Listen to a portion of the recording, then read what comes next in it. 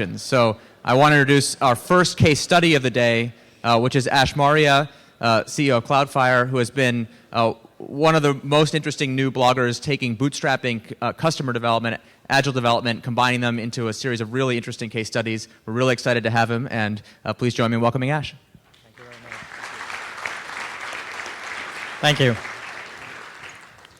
Thanks. So I'm Ash. I'm with Wired Reach, and I'm going to be presenting a case study of how we transitioned from a traditional development process to continuous deployment. So just to get a sense of who's in the room, how many people know what continuous deployment is? Everyone is what I expected. Now, the more interesting question, how many people practice continuous deployment today? Okay.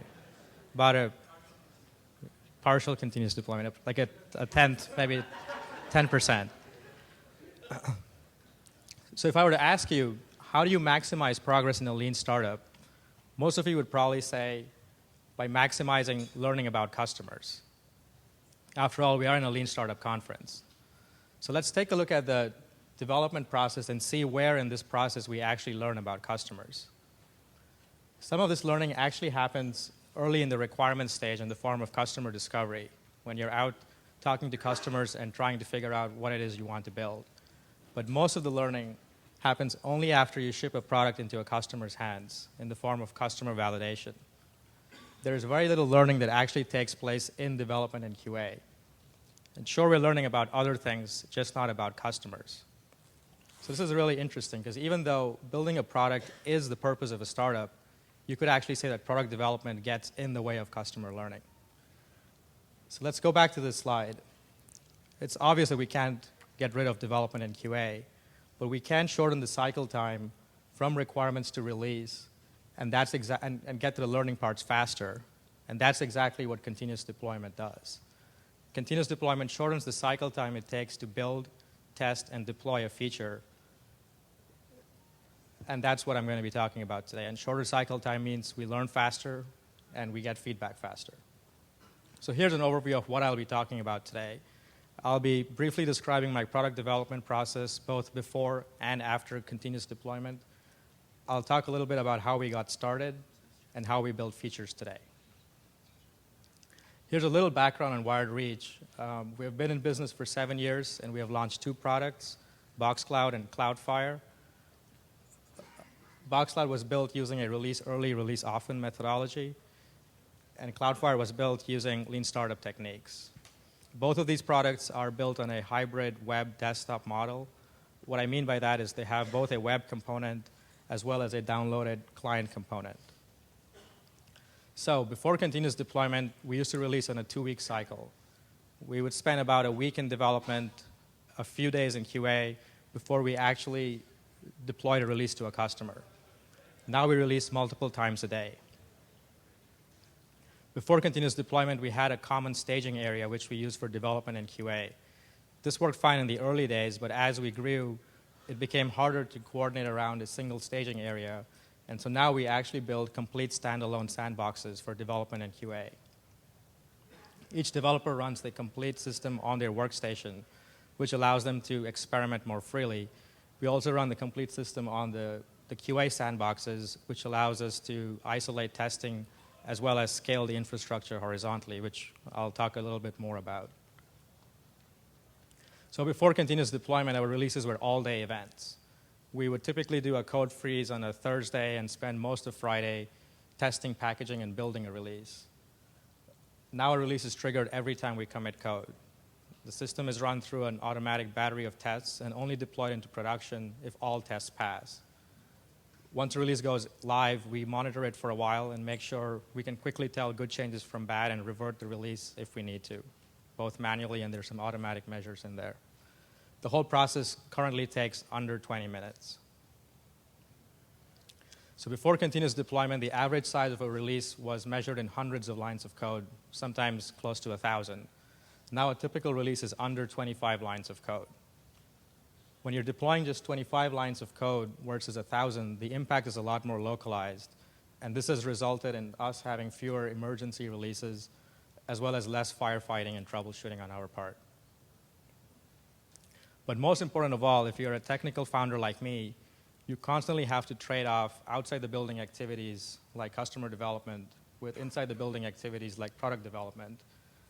I'm sure a lot of you might have read Paul Graham's essay on maker time versus manager time, and he describes how these two activities are very different. Product development tends to be more focused, and you need to schedule uninterruptible blocks of time, while customer development is more meeting and can be more interrupt-driven. So before continuous deployment, I had to schedule my week around coding days versus customer days, and now I actually do both in the same day. I schedule all my maker activities very early in the day, where I build, test, deploy features, leaving the rest of the day for doing everything else. So continuous deployment sounds great in theory, but taking the plunge was still scary for us. The biggest reason for us was having the feeling of there being no safety net. So with the traditional development cycle, there's a formal QA step before you actually deploy code. So there's a safety net of both time, as well as having the comfort of shared testing responsibility with someone else. After all, no one wants to single-handedly take down a production system. But spending more time in QA was not always optimal for us either. Despite our best testing efforts, bugs still crept into production. Bugs got more expensive and harder to fix the longer we waited, and we still had this feeling that we weren't learning a lot about customers during that time.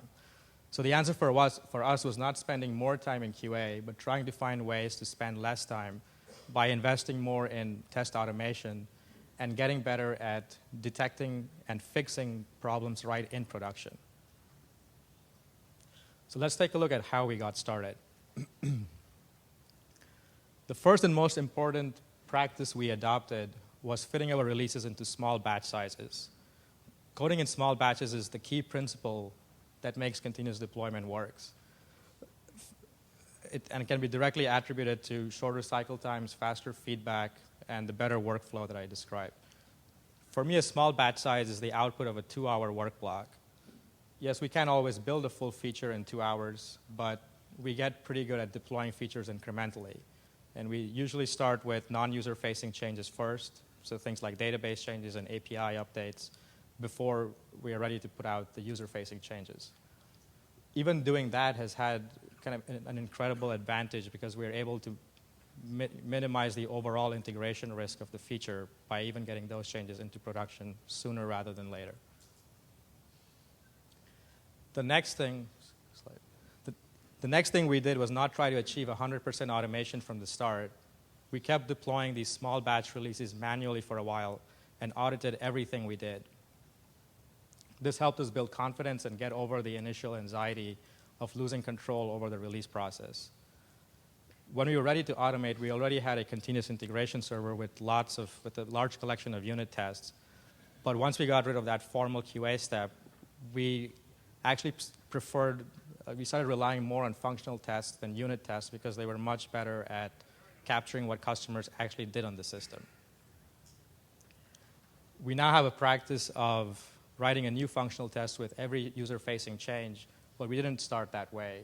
We started by writing a single functional test that tested our user activation flow. This is the path that customers take when they initially sign up, download, and first interact with the product. We felt that this was the most important thing that had to work, and if it didn't work, it didn't make any sense to test anything that came after it. So we started with this one first. One downside of relying on more functional tests is that they take much longer to run and can drive up the release cycle time. Our goal was to keep the release cycle time under 30 minutes, and we were only able to achieve that by distributing our testing across multiple machines. And this is where the standalone QA sandboxes really come in handy. As we add more tests, we can fairly easily add more QA boxes and keep the cycle time in check. Another problem with tests is that they get out of date and start failing. I've worked in many places before where developers start ignoring these failures, which is a very slippery slope because the problem only gets worse from there. And pretty soon these tests are useless. In continuous deployment, these tests are your only line of defense before deploying code into production, and so you have to take failing tests very seriously.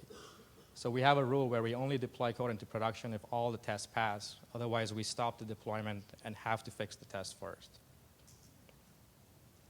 So you'll eventually want to build one of these cluster immune systems, just hopefully not that one, that can automatically tell good changes from bad and do the right things. But here it's important to start incrementally. So we got started simply by monitoring the production health of our servers using off-the-shelf tools like Nagios and Ganglia. And only over time did we add in other application and business-level metrics into it. And it's important to point out that we didn't necessarily know what to track, and we did all of this reactively based on production issues using a 5 whys type of approach. So one of the challenges of adopting continuous deployment was with our downloaded client component. Interrupting our customers multiple times a day with updates was not an option, so we had to build a more transparent update process that worked in the background without any user intervention. We also wanted to be able to both have control over how we deploy these changes, so we had to build both the ability to push and pull for changes, and we use that to selectively push things out to some customers while we test with them before pushing it out to everyone else. This took some time for us to get right. A lot of experimentation here, and I'm happy to chat with people afterwards if they're interested in how this works. Lastly, I'd like to talk a little bit about how we build features today. So continuous deployment shortens the cycle time it takes to deploy a feature, but how do you know that you're actually building what customers want and not simply cranking out new features faster? So here are some rules that we follow. The first rule is that all features must be pulled and not pushed. So the idea here is that if you followed a customer discovery process, identify the top 3 problems you want to solve, and define your minimum viable product, there's no need to actually push more features until you have validated the minimum viable product. This does not mean that you stop development. It just means that you spend more time optimizing and measuring your existing features versus chasing after new problems to solve. Now, from experience with Box Cloud and just building products in the startup in general, I know this can be a very hard rule to enforce, and the next one helps with that. So a good practice for ensuring the 80-20 rule is constraining the features pipeline. This is a common practice from Agile and Kanban, but with the addition of a validated learning state at the end. This ensures that new features can be deployed until previously deployed features have been validated first. And I'll give you a little overview of how it works. Every new feature has to be pulled by more than one customer before it can end up in the backlog, which is simply a collection of features that are waiting to be worked on. Developers pull items out of that backlog, and the number of things they work on in progress is constrained by the number of developers. Once they're done, someone, typically the developer, is also responsible for then validating if that feature was any good. And that bucket is constrained too. So what this ensures is that as developers get done with work, there has to be room in the validated learning bucket for them to be able to deploy that feature. Otherwise, everything comes to a stop, and someone has to take the action to make room for that. So how do you validate a feature? Unless you have a lot of traffic, which is usually not the case before product market fit, quantitative data can take a lot of time to collect and can actually take a long time to collect. So I prefer to validate all my new features qualitatively first. Once a feature goes live, I directly contact the customers that expressed interest in that feature. We push the update out to them, and we get feedback directly from them. And here it's important for us not to focus on the coolness aspect of a feature, but that it actually solved the problem that the feature was supposed to solve, and more importantly, it made a difference in its ability to either keep or make a new sale. On the quantitative side, we use a number of tools like Mixpanel, KISS metrics, Google Analytics, to collect this data. And here too, we tend to focus more on the macro effects of a feature versus how many click-throughs are we getting when we deploy a feature. And so we track certain key metrics. We have 5 that we use over time, things like revenue and retention, and that's what we really base the success of a feature on. So when is the right time to adopt continuous deployment? I believe the ideal time is as early in the product development cycle as possible, when you're small and have few or even no customers. So continuous deployment is an incremental process that takes practice to get really good at. But we have had a lot of success even starting with simple practices like reducing your batch size. Continuous deployment, I guess the fundamental call to action in continuous deployment is ship more frequently. And once you even take that first step, what you do next becomes a lot more clearer. Thank you.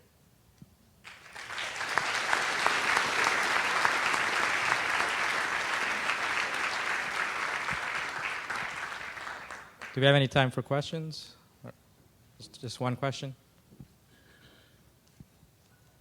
Well, you mentioned constraining the features pipeline. I was curious if you could explain in a little more detail. You were saying, I think, that you shouldn't put new features in until you validate them in existing ones that you should deploy. Yes. Can you give us an example and talk a little bit about the timeline with that? Sure. And so I'll give you an example of right from our product. So we had our minimum viable product out, which is a photo sharing application, and we have a wedding photographer that's using it, and he called up and said the way we do thumbnails doesn't make any sense because right now by default we show the most recent picture first, and if you're doing a wedding you don't want to start with the end of the wedding. You want to be able to select the best picture in the set. So that was a feature that was pulled by our customer. And so we understood, we asked them, why they needed it, and we knew it made a lot of sense for their business. So we went ahead and deployed that. And once once we deployed that and made it live, we pushed the feature just to that one particular wedding photographer, called him up and asked him if this solved that problem. And once he gave us that strong signal, one of the key things there is if we don't get a strong initial signal from the customer, we try to figure out why. Was it that we didn't do the feature right or we didn't understand the problem right? And we either then improve the feature or decide we just misunderstood the problem and we kill it immediately. So we don't want to keep that feature around for everyone else. Okay, thank you.